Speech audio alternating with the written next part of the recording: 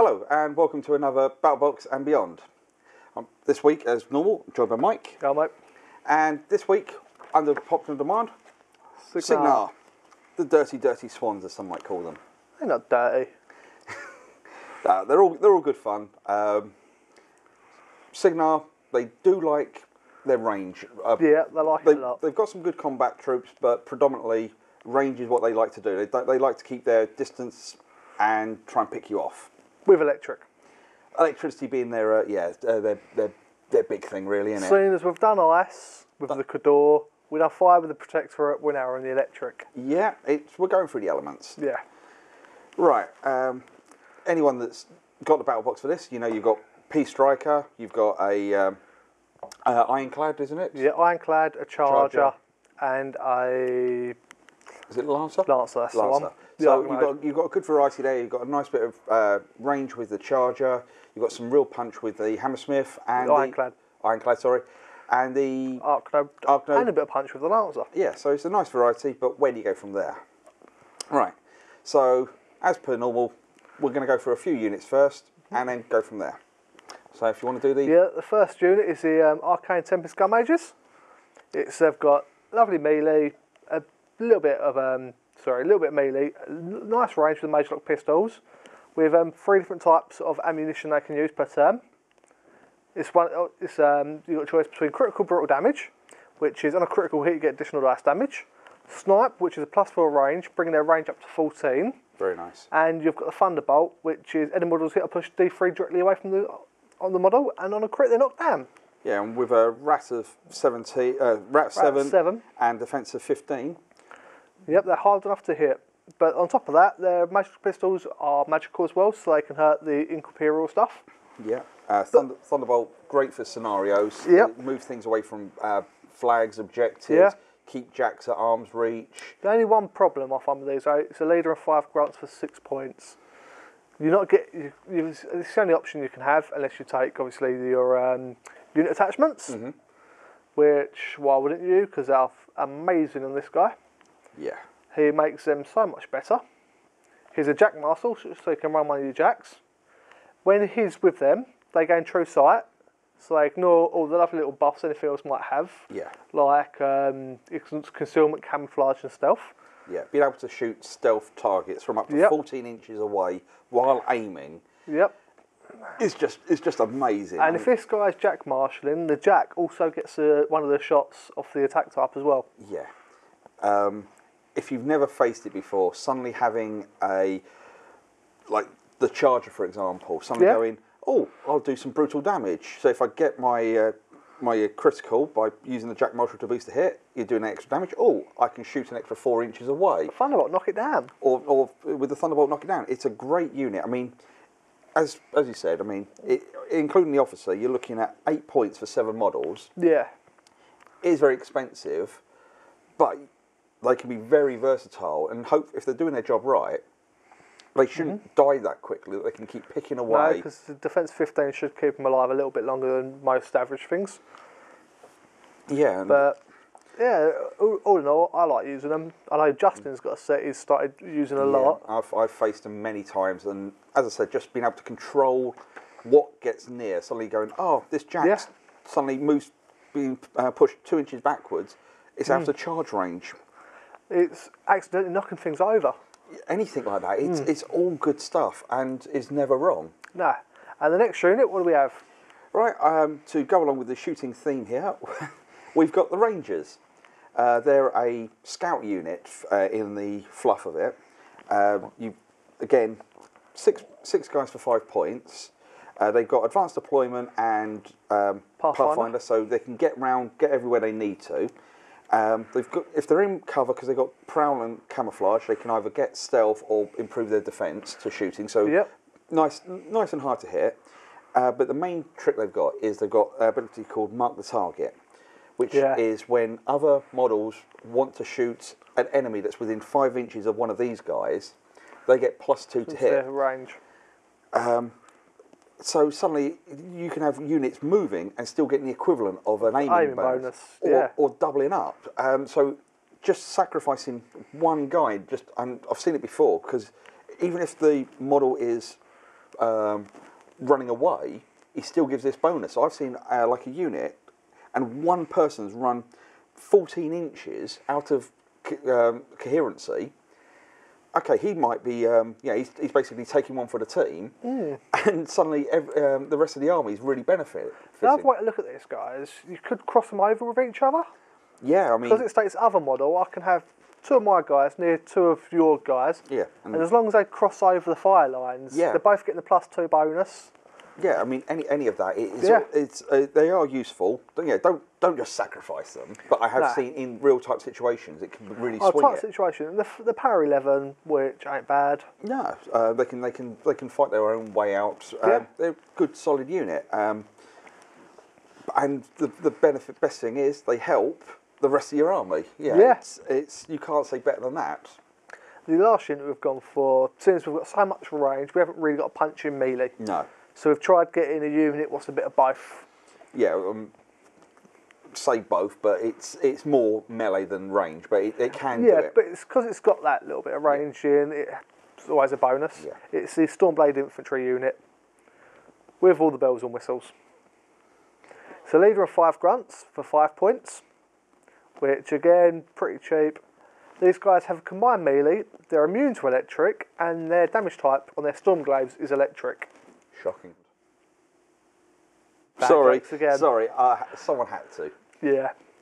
But their Stormglaive, only range 4. You're thinking, what's the point? Range 4, power 12. It's when you give them the officer and standard, they gain the assault order. Well, so on their way in, they get to shoot. Well, before we go to there, before we look at the officer, just quickly, the squad leader for this unit has an ability called Electrical Arc. While the rest of the guys are within 5 inches of him, they gain +2 to their range, and also they get +2 to melee and range attack damage rolls. So suddenly, the shots become power 14, which is range 6. But power 14 is huge. Oh yeah. And then power 15 in melee. That's amazing. Yeah, you don't need Weapon Master when you get to that sort of range. No, but they've got combined melee. Yeah. To make it, and they're mat 7. They're mat 7, so they're all good. And then, as you said, when you get to the officer, the fact that he gives them assault, so if they charge in, if they charge a jack, for example, he's getting 2 attacks out of each of these, both at very good strengths. 1 strengths. power 14, 1 power 15. That can really start wrecking a jack. Oh yeah. I've seen 5 of these take out a battle engine before. Battle engines ain't the easiest thing in the world to take down. I say that, I took a Cygnar one down the other day with 1 hit, but there we go. Amusing for me, not so amusing for the guy. But and then you've got the standard bearer. Like I said, the officer gives the assault order. Also a Jack Marshal again. So yeah, that's the other thing. Cygnar do like Jack Marshalling. They've got a lot of troops and solos that can take the load off the caster's hands if you want to look into that area of the gameplay. But the standard bearer, he's got the ability Storm's Eye. When this model is in formation, when a model in this unit directly hits a model with a range attack, the weapon becomes an AOE 3. So again, with all those power 14s become AOE 3. Yeah. If they hit, you've got the assault orders. They can just do so many little tricks. But also the standard bearer's got the Stormglaive as well, so he's got the attack. Yeah, which is previously when we've looked at or in a lot of the armies, if a standard bearer and officer normally comes at 2 points as a rule of thumb, the officer can fight. The standard bearer normally can't. No.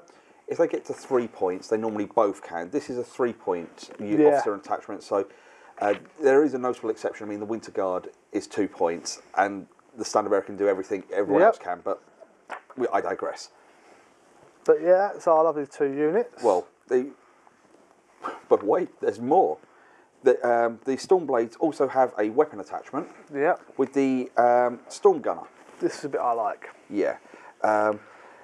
His main abilities, got the same as everything else, his gun is a lot further range than the others, but his main ability, if he directly hits a model, all other range attacks from that unit also hit that model if they're in range.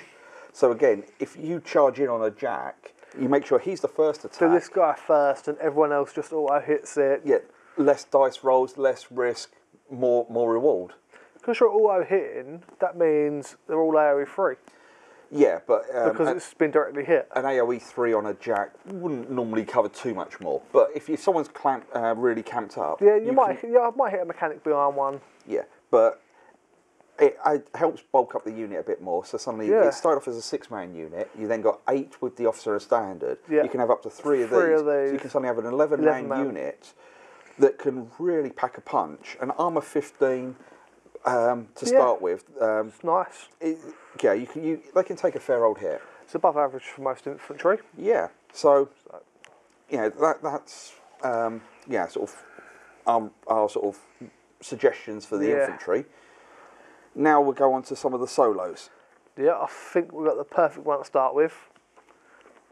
The Journeyman Warcaster. Yeah, Junior. Yeah. Every Cygnar player's got to have one of these. Yeah. Primarily, but nothing else, but it's a second Warcaster to have on the table. No other faction can have 2 Warcasters. No. In a normal straight up game. It's fantastic. No. Okay, you look at his stats. His focus is only 3. His damage is only 5. Point cost is only 3 though. And he has all the Warcaster abilities, except he doesn't count as a Warcaster model. No, but he can, because he's a Warcaster, they can run a storm wall. Yes, I know. Which is crazy that you would trust such a novice with that pinnacle of Cygnar technology, but you can. But as well as that, they also come with 2 spells. You've got Arcane Bolt, which is a range 12 zap spell. Yeah, power 11. Yeah, it's sort of good for targeting, good for sniping. The other one, the Arcane Shield. Arcane Shield, target for any model or unit.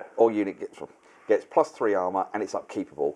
The amount of times I've seen the Journeyman Warcaster first turn, cast it on a unit, cast it on a jack, cast it on your Warcaster. Just hold it entire and game then run to the furthest corner behind the most amount of cover he can, and just all game going upkeep, upkeep, upkeep, and just hide there. Yeah.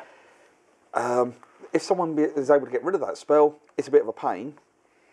He also, as well as that, he comes with a hand cannon and a Mechanica blade.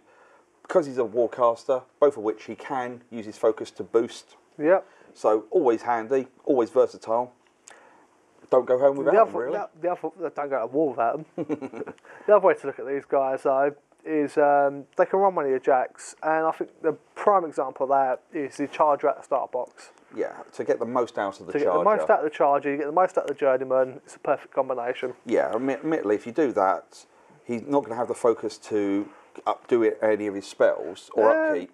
If you really want to max out the Charger. If you want to max out a Charger, but I've always found 2 focus on the Charger is always quite enough. But again, a Hunter's good with them. Yeah. Even the Lancer or any of those really. Yep. They're all good. Yeah, all good choices. Lots of options. You can play them a dozen different ways, all good. Oh yeah. And the next one is another one what all Cygnar armies shouldn't go to war without. The Squire. Yeah. R2, whatever you want to call him really, he's just one of those, and he does annoying little robot. He does so much, it's unreal. He has a couple of little abilities. He costs 2 points, 5 wounds. Field allowance 1 again. Yeah. First things first, he's got to be within 5 inches of the Warcaster, and the Warcaster can re-roll a failed magic attack roll. Right, that's one I didn't know. Yeah, it's not one you often see, but he has got that, and it's not an action to give that bonus. No, that's always there. Re-roll. Right, he has a reserve accumulator. Once per turn during your control phase, after replenishing your focus, if the Squire is within 5 inches of your Warcaster, you can mark one unboxed accumulator box on him to get 3 focus. The Squire starts the game with 3 focus on him. Yep. So 3 times during the game, you can take a focus out. It's like taking a sweet out the rack, going, "Oh, I like chocolate. I like chocolate." Yeah. But it's worth noting you can only do it once per turn with one focus point per turn. But an extra focus, you can't go wrong. It's the difference between focus 6, focus 7. It's that giving extra one to a jack. It's that boosting to hit that spell. Those two abilities alone would be 2 points in any other army. No, but it's this one what's the killer. Seriously, if you're a Cygnar player and you don't have this model, go get it. Brace yourself, right? Okay. Arcane repeater. While within 5 inches. Warcasters within 5 inches. Yeah. Well, yeah. So while this Squire's within 5 inches of the Warcaster, and if it isn't, you're doing something wrong. The Warcaster's control area is extended by a further 2 inches. Yep. Doesn't sound like, but think about it. If you have a Focus 7 Warcaster... It's now Focus 8. Well, it's not the Focus 8, but rather than a 14-inch control area, 16. Inch. If you're a Focus 8, it becomes a... 8, so 16, an 18 inch. It makes that huge difference, how big the bubble can be. Yep. It's just... Yeah. Everything there in one package. It's the fact that you can control jacks a lot further afield. Yeah, control for jacks. You can give out because you can get focus out of its reserves, so you can power those jacks from further away. Yep. You can keep your caster that little bit safer behind cover. You don't have to commit yourself as far. It's just got so much versatility. Yeah. I can't. Words don't describe how good he is for what he can do. But he can only go with a Warcaster. It's a shame he can't go on the Journeyman. Shame you can't go in my mercs. I would love to put one of them on a Journeyman, but you can't. I'd love, like I said, I'd quite happily have him in my mercs, but we make do. The next one, we've gone for a couple of units. We've got a couple of solos. Let's put some more metal into the army. Yep, and all those nice Jack Marshals and trainee Warcaster, they need something to run, don't they? Yep, so my first choice in this book, isn't a name Jack. We all know I've got my form, which was my first choice, but my other first choice, if I'm not allowed to choose names, it's the Defender, a Cygnar Heavy Warjack. It's a range 16, power 15 gun. Yeah, 16-inch range in Warmachine is monstrous. It's also Rat 6. Plus, it's speed 5. That's a 21-inch threat at Rat 6. You're saying 21 inches. I'd be tempted to run this guy off the Gun Mage's Officer. Yeah. And have a 20-inch range on it. Well, giving it snipe. Oh, it'd be 25 if well, you no, move I'm going to stand still and get the +2. You can do whatever you like. I mean, it's 20 inches. Something's going to be in range. Yeah, I mean, it's monstrous. And and I mean, most times you go, oh, it's good at shooting. I know. Let's engage it so it can't shoot. It can't be that good in combat. Yeah, you do that with a power 16 Mat 7 shock hammer. If this hammer hits you, you mark your first available Cortex box. Yeah, I mean, you think Rat 6, that obscene range power 15 is good. Yeah. Mat 7 power 16 of 16.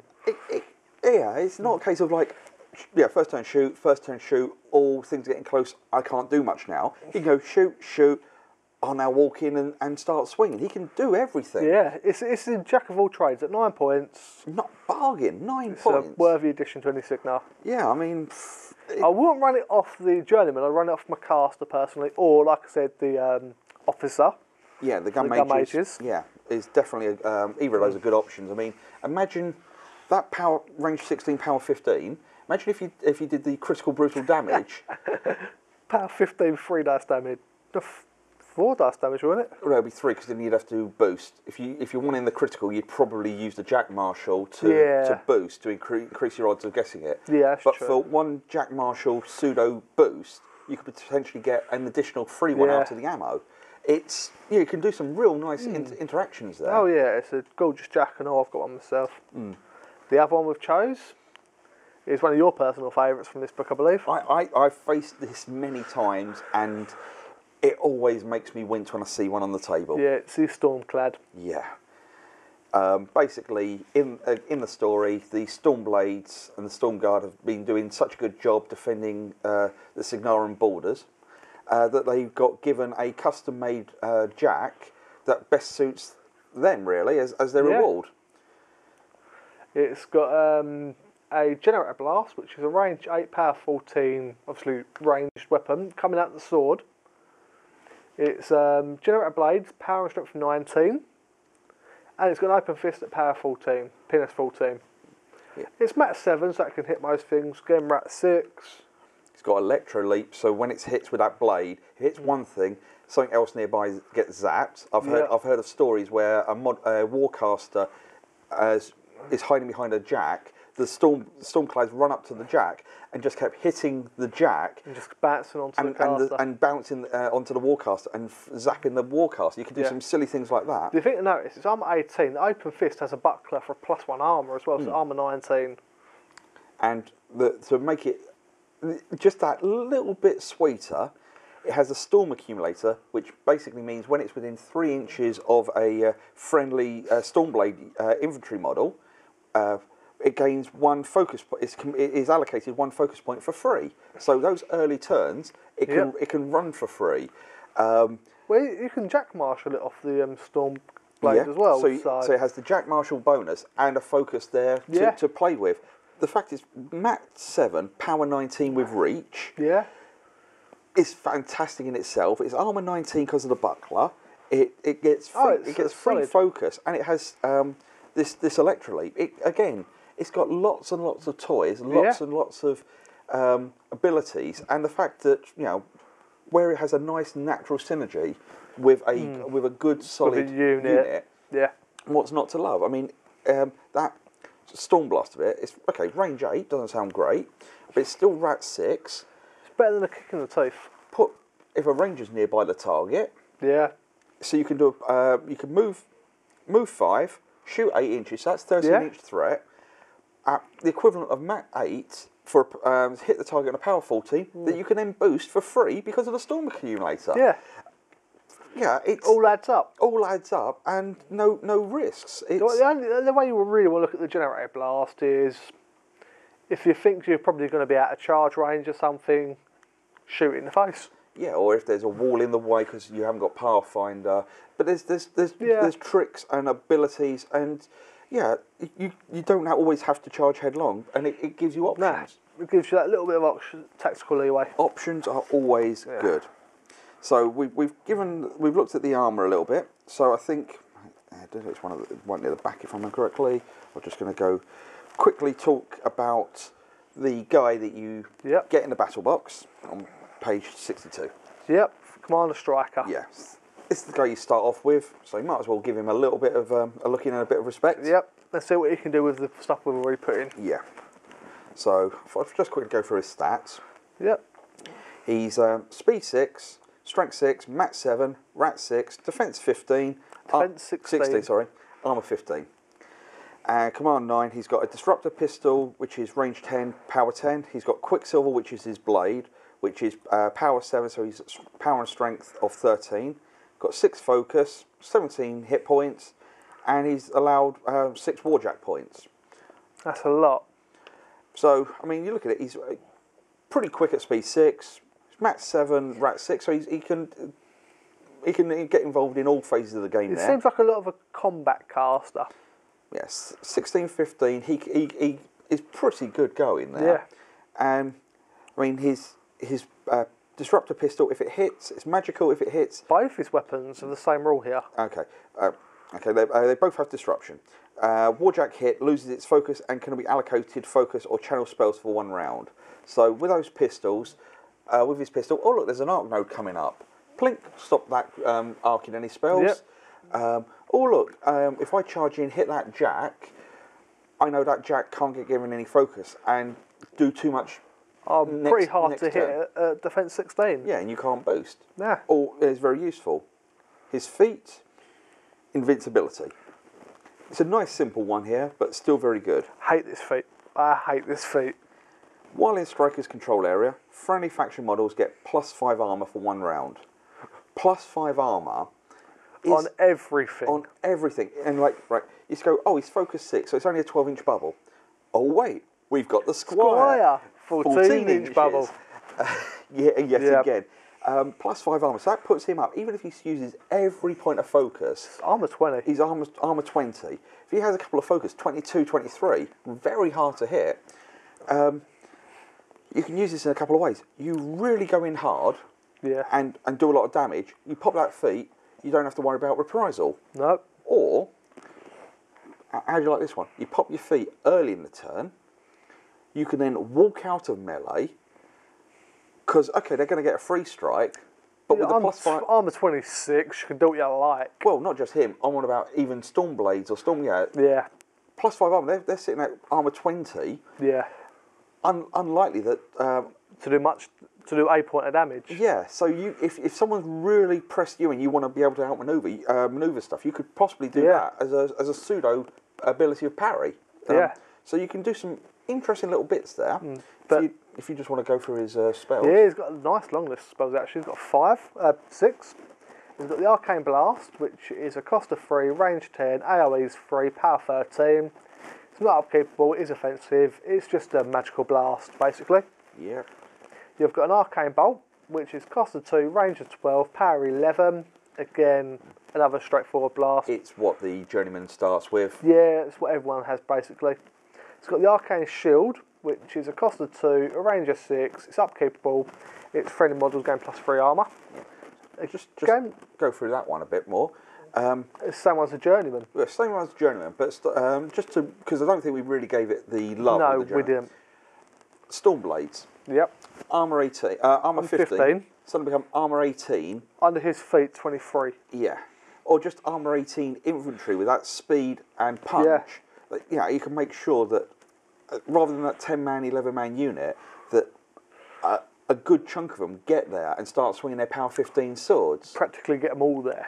Yeah, it's put it on a Warcaster. He's now Armour 18 before he's even camped any focus. Yeah. His feat just escalates that even more. Put it on a warjack. Oh, I'm armour 19, 22. 22. Is that just at the peak of the curve where it's starting to get ridiculous? So rather than like, I'm going to do 4 or 5 damage each hit now, I'm now only doing 1 or 2. Yeah. It makes your jacks last that little bit longer so they can fight back. It just scales everything. It's a really, really good spell. That's another reason why the Journeyman is so good for the versatility. The next spell is a cost of 2, range of 6. It is upkeepable again. It's called Blur.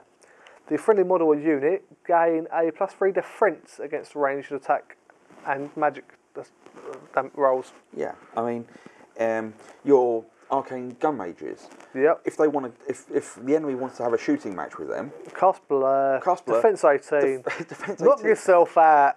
Quite literally. Yeah, and again, they're going, oh, we're rat 7. Well, we're rat 9 because we're aim, and because we can do our snipe rounds. Oh, look, there's a range nearby with the equivalent of rat 11. Have this shooting range. We're going to win this one. Yeah, I can only think of one caster who needs a 10 to hit them. And that's one of my favourite ones at the moment. Lilith. Yeah. She needs a 10 to hit those things when it's got blur on it. It ain't easy. No, there's some... You could always just cast Blair on himself and make him defense 19. Yeah, and again, if you want to have your caster not necessarily on the front line, but just around the edges, supporting, casting out, giving his focus out. Yep. Just he can have blur on himself, and yeah, he's free from too much shooting back. It's a good choice. The next one's always a fun one. It's Earthquake. Cost of 3, range of 10, AoE 5. Models hit. I've knocked down. Yep. Does no damage, which is a shame, but knocking models down. It doesn't have to be directly hit. No, it's just models touched by the 5-inch. Yep. So you can have an arc node at point blank, sort of with it, just an inch or so away, so that it's not engaged in melee. Cast this spell through it. That model, even with deviation, a 5-inch AoE is still going to hit your target model. Yeah, if it's an enemy Warcaster. Oh, that's hilarious. And it's on the floor, and then all guns blazing can hit that to your heart's content. This next spell's going to help with that. It's called Snipe. It's cost of 2, range of 6. It's upkeepable.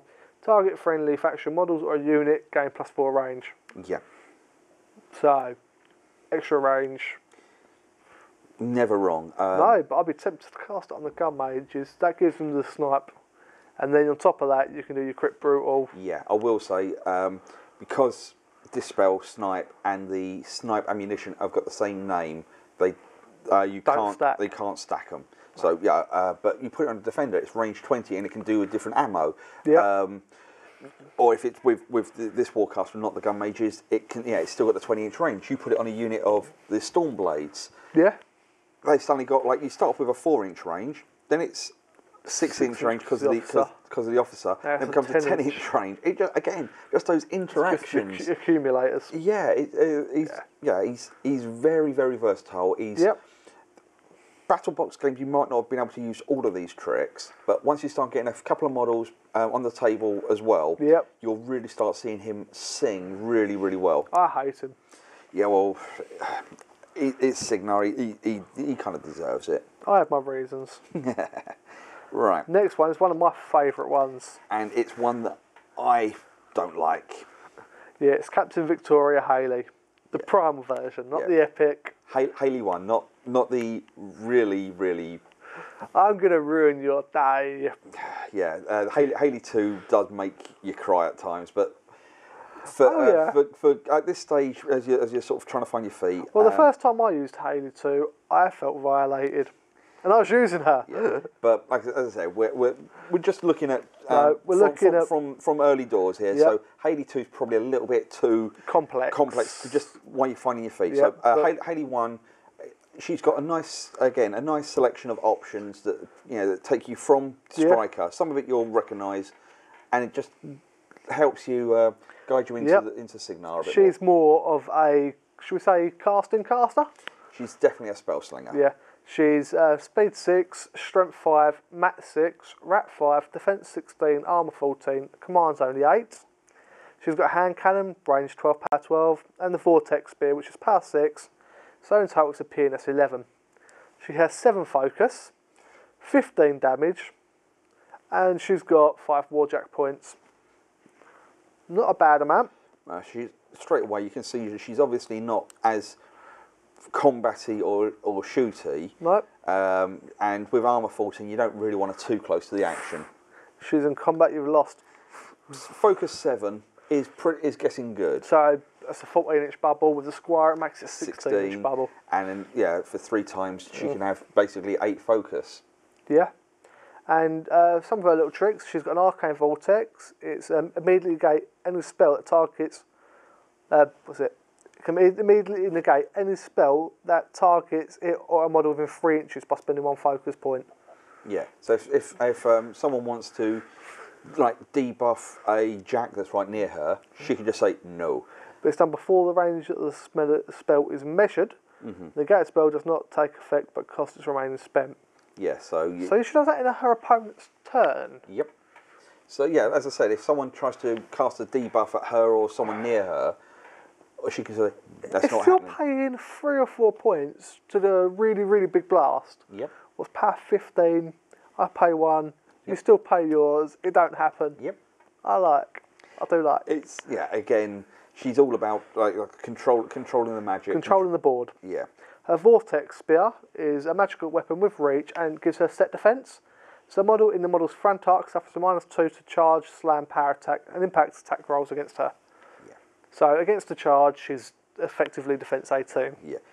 I will say about set defence, it's only on the charge attack. Yeah. So if in the front. Yeah. If someone has multiple attacks, the charge attack she gets the +2 defence bonus, but any secondary attacks she reverts back to a pitiful of defence of 16. Did you say pitiful? It's still above average.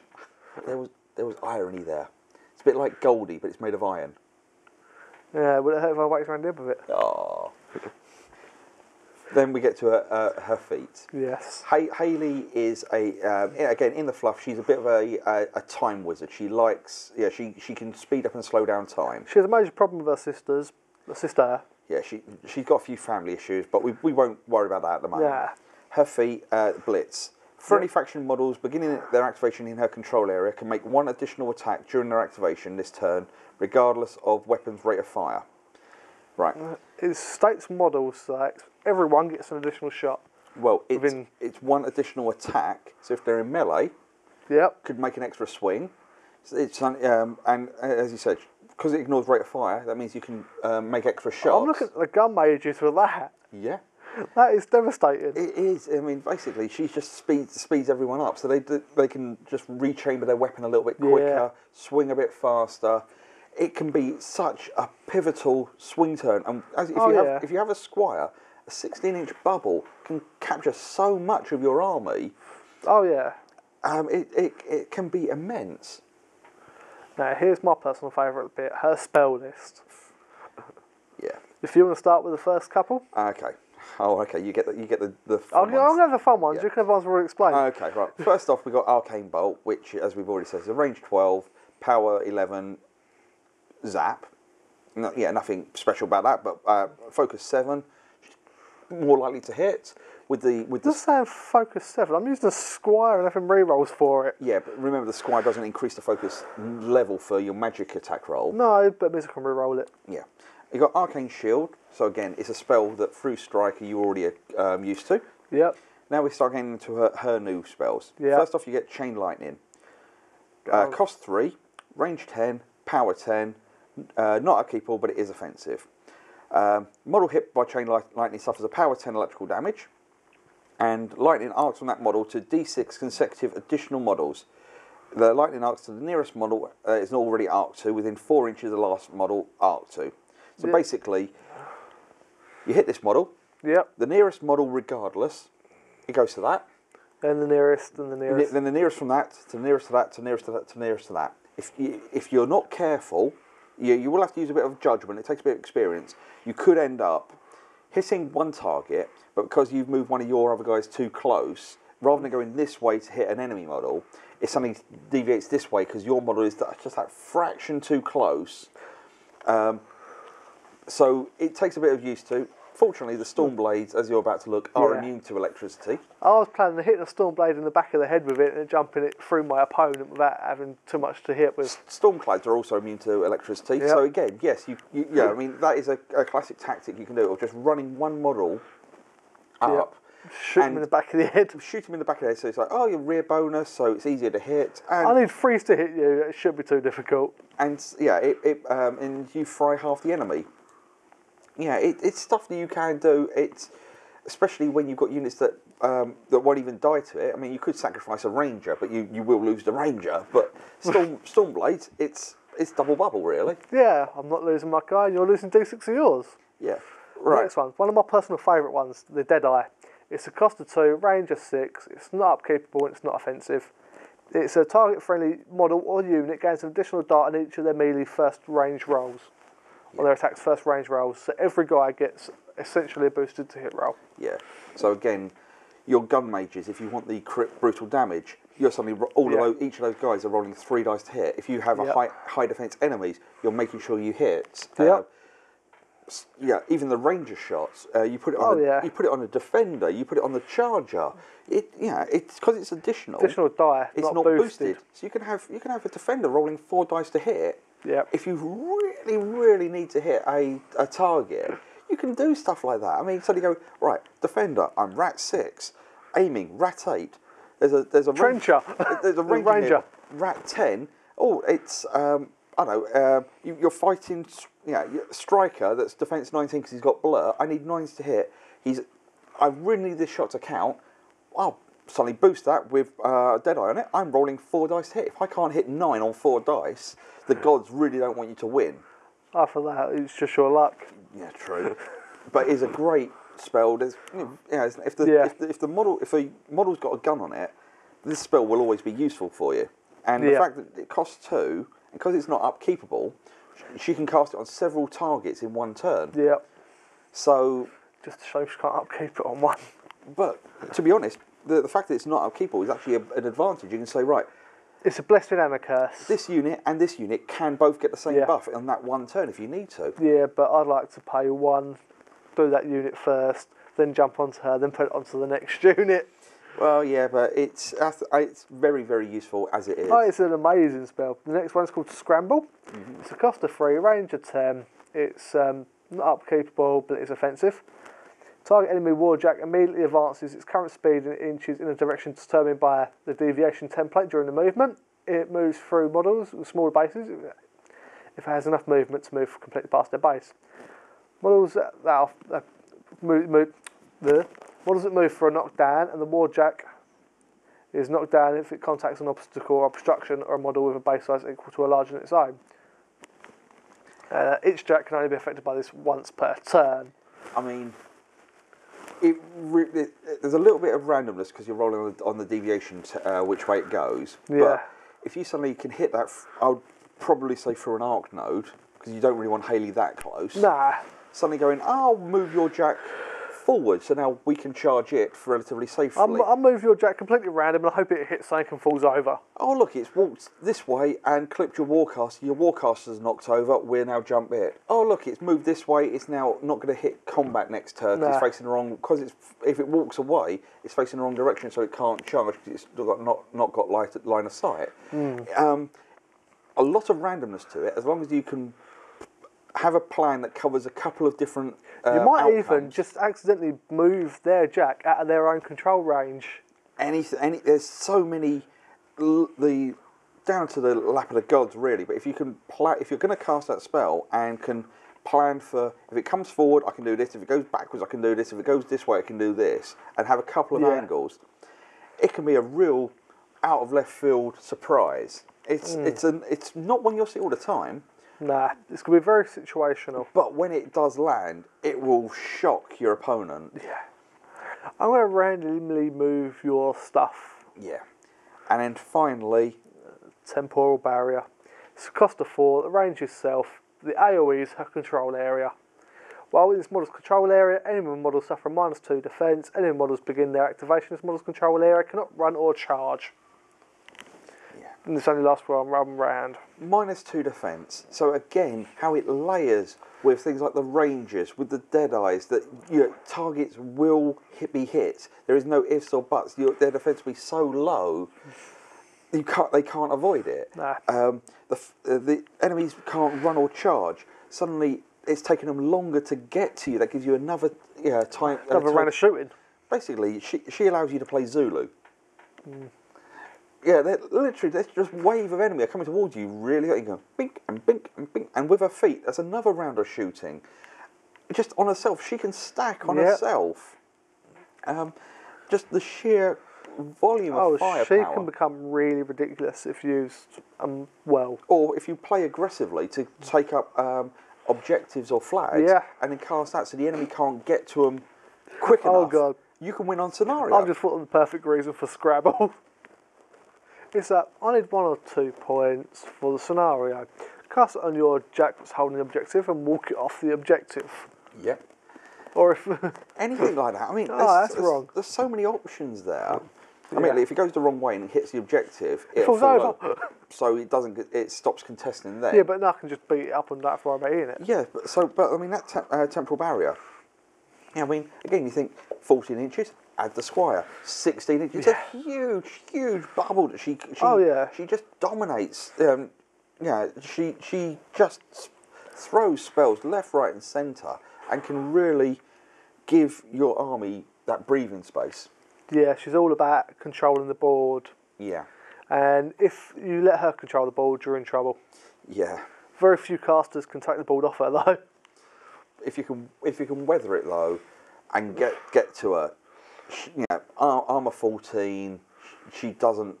You don't want to be charging her. She doesn't take too many hits. No, she don't. The next guy should last a bit longer in combat. Well, hopefully.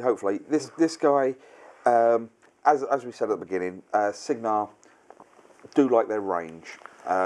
Some long way away, such as pHaley, controlling the field and giving some a lot closer, such as Striker. Yeah, whereas he, with Quicksilver and his spells. He's a bit of a jack of all trades. Yeah, but he's definitely slightly higher up the table. This one is quite happy to dart around in the midfield and really pick his targets. And we're talking about Lieutenant Alistair Caine, or Caine 1, pCaine, whichever way you want to call it. We'll quickly go through his stats. He's Speed 7, Strength 5, Mat 4, Rat 8, Defense 17, Armour 13, with Command of 8. He has 2 Spell Storm Pistols, which are range 12, power 12, rate of fire 2. And he's got a sword, just because it's nice to have a sword, I suppose. Yeah. He's focus of 6, 15 damage points, and 6 warjack points. Here it essentially has 4 shots at rep 8. Yep. That's a lot. Yeah, and yeah, we'll go through some of the stuff he can do in a minute. Yeah. He's got range amplifier, which means when he casts a spell from hit, and he's the point of origin, so not through arc nodes. No, +5 range. +5 range. So suddenly, we'll come to some of his spells. You know, take into account that any range we say, add 5 to it if it's from him. Can it mean he can use cover more, better for his survival and still be able to do his tricks. I do a lot of tricks with a range amplifier and someone else. Yeah. And his Spellstorm pistols are magical because he's the gun mage of gun mages. Yeah. And his feat is Maelstrom. Basically, he makes 1 normal pistol attack against every enemy model in his control area, ignoring intervening models. He cannot use this when he's in melee.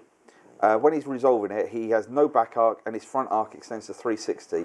If you read the story in the Prime book, you see he leaps up into the air, and just as he's spinning in midair, it's just and then it drops in a nice little pirouette and goes, "Yep, happy with that."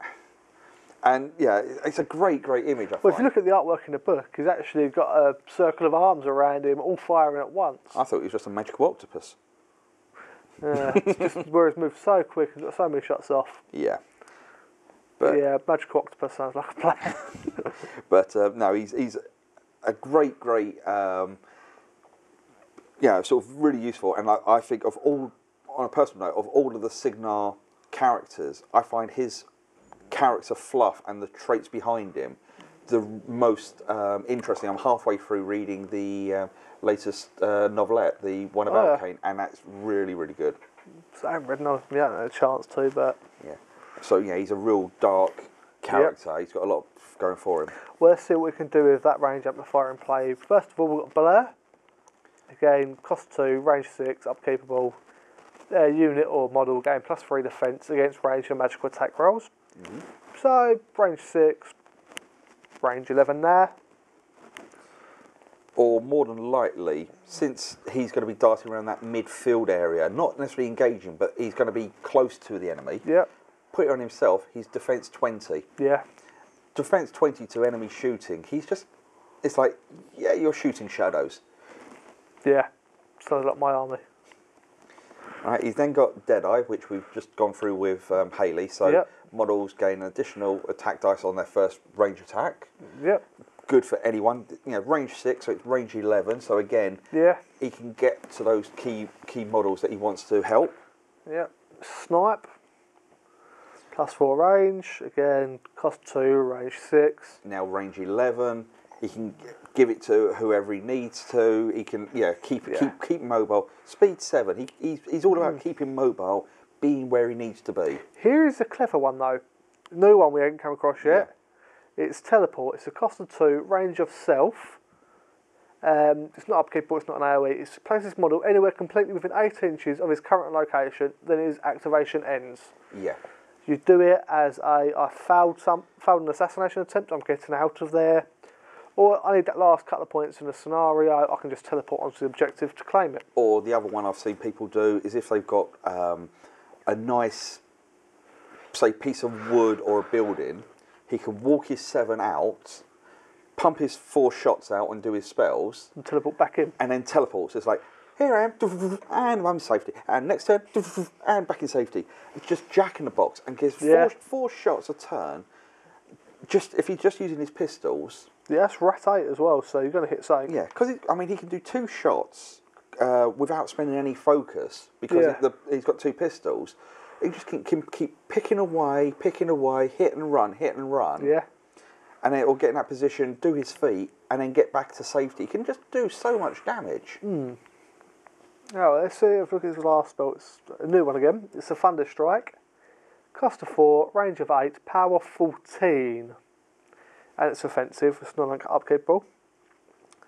And it's instead of suffering a normal damage roll, a non-live non-incorporeal model hit by a thunder strike is stunned D6 directly away from the spell's point of origin, regardless of base size, and suffers a power 14 damage roll. Collateral damage from the slam is power 14.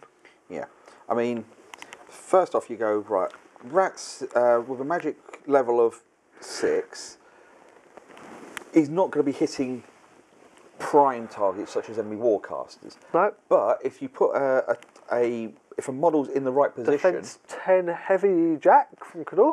Yeah, slam that into the target you really want to do, knock that over, and then he starts... Take 4 shots at it. Well, take a 14 from the collateral, Yeah. and then another 4 power 12 shots that you can boost the damage if you so wish. Yeah. He can suddenly pull out really random assassinations again. If you hit a jack that's on an objective, I'll push that D6 inches away. Just move stuff. He's just got options. Yeah. And yeah, he's a nice... Again, all about ball control. Yeah, I mean, his main trick is just taking out the infantry and letting some of his other guys or his jacks do the... heavy lifting. The heavy lifting. He'll keep picking away and take the enemy troops out. Yeah. So he might like a few jack marshals and the like, so his focus is more for himself. Yeah, so Journeyman Warcaster is going to be great for him. Yeah. Or the Stormblade Jack Marshal. Yep. Gun Mage Jack Marshal. I mean, even the Squire to give him that extra point here and there. Yeah. Admittedly, he's still got those 6 warjack points himself, so he's still going to have to give himself a jack of some sort. But he's definitely not one I would see. I could imagine pHaley having quite a few jacks in her control. Yeah. I could see Striker. He could have a load. He could have just a couple and jack marshalled on the others. Yep. I could see him just having 1 or 2. One for himself. And then the others jack marshalled. Yeah. But it's down to individual play style. Yeah, absolutely. So I think that gives a. I mean, from there, it's a nice rounded idea of Cygnar. Yeah. A lot of range, a lot of electric. Yeah, a lot of electric, some spell slinging. You've got some nice punching melee now with the Stormblades and the Stormclad. You've got the improved shooting with your rangers and your gun mages. Yep. You've got your defender. You've got your Squire and your Warcasters to really boost your casters. Yeah, and really, it just shows the electricity, the range, the magic support, and all of those good tricks that Cygnar love to pull on people. Yeah. What some of us hate so much when they get done to you. It's all part of the fun. Could be worse, could be ever broke. They're not broken. Misunderstood. But anyway, I hope you found this useful, and we'll see you on the next Battlebox and Beyond.